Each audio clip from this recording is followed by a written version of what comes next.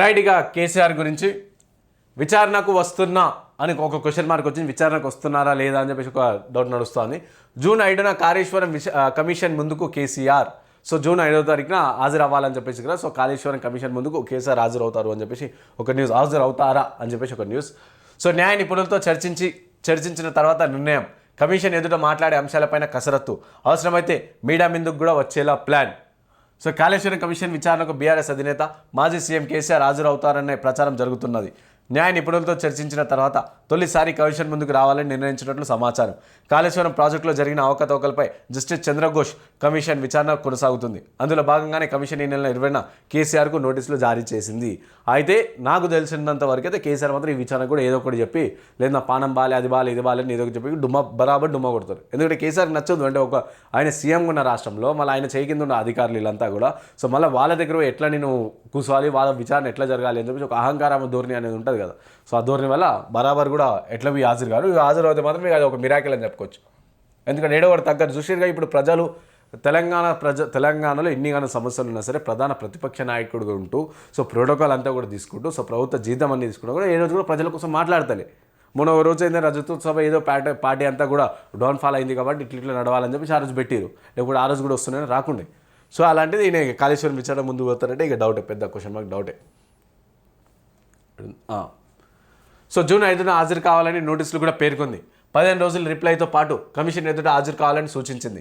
దీంతో కేసీఆర్ హాజరు కావాలని నిర్ణయించినట్లు పార్టీ వర్గాలు తెలిపాయి. ఇప్పటికే కాంగ్రెస్ ప్రభుత్వం కాళేశ్వరంపై తీవ్ర విమర్శలు చేస్తున్నది. మరీ ముఖ్యంగా కమిషన్ల కోసమే ప్రాజెక్టు నిర్మించారని, దాంతోపాటు ఎస్టిమేషన్ పెంచారని, అవినీతి జరిగిందని పెద్ద ఎత్తున ఆరోపణలు చేస్తుంది. దీనికి చెక్ పెట్టాలంటే కమిషన్ ముందుకు రావాలని కేసీఆర్ భావిస్తున్నట్లు సమాచారం. సో కమిషన్ ముందుకు రావాలి, ఎంత కమిషన్ వచ్చింది, దీనివల్ల ఎంతమందికి లబ్ధి చేరిందో అదంతా కూడా ఇన్ఫర్మేషన్ ఇవ్వాలి. ప్రజల ముందుకు, మీడియా ముందుకు వస్తున్నారు. మీడియా ముందుకు వచ్చి ఏమేమి జరిగినాయి, ఏమేమి తప్పిదాలు జరిగినాయి, ఏమేమి వాస్తవాలు జరిగినాయి అవన్నీ కూడా చెప్పాల్సిన అవసరం ఉంది. సో కాంగ్రెస్ తీరును ఎండగట్టాలని, కాళేశ్వరం ప్రాజెక్టుకు ముందుకు ఎందుకు నిర్మాణం చేయాల్సి వచ్చింది, ప్రాజెక్టుకు ఎస్టిమేషన్ని ఎందుకు పెంచాల్సి వచ్చింది, ఇవన్నీ కూడా కాంగ్రెస్ పార్టీ చాలా బలంగా కోరుతుంది. కాబట్టి సో కాంగ్రెస్ తీరుని ఎండగట్టాలి, కాబట్టి నేను బయటికి రావాలి అని చెప్పి భావిస్తున్నట్లు కేసీఆర్. ఇక కర్త కర్మ క్రియ. కాళేశ్వరం ప్రాజెక్టులో అవినీతి జరిగిందని, మేడిగడ్డ కుంగిందని, అన్నారం సుద్దిల బ్యారేజీల్లో సైతం నీరు లీకేజ్ అవుతుందని, ప్రమాదం అంచున ఉన్నాయని విచారణ కమిషన్ను ప్రభుత్వం నియమించగా విచారణ చేపట్టిన విషయం తెలిసింది. ఇక కమిషన్ విచారణలో భాగంగా బ్యారేజీ నిర్మాణంలో పనిచేసిన ఏఈలు, డిఈలు, ఎస్ఈలతో పాటు రాష్ట్ర స్థాయి అధికారులు, నిర్మాణ సంస్థల ప్రతినిధులు సైతం కమిషన్ విచారించింది. వారి నుంచి అఫిడవిట్ రూపంలో వాగ్మూలాన్ని కూడా స్వీకరించింది. వారి క్రాస్ ఎగ్జామినేషన్ చేయడంతో పాటు బహిరంగంగా విచారించింది. నిర్వహణ, design, quality control, pay and accounts, నీటి పారుదల, ఆర్థిక శాఖల అధికారులకు సైతం విచారణ చేసింది.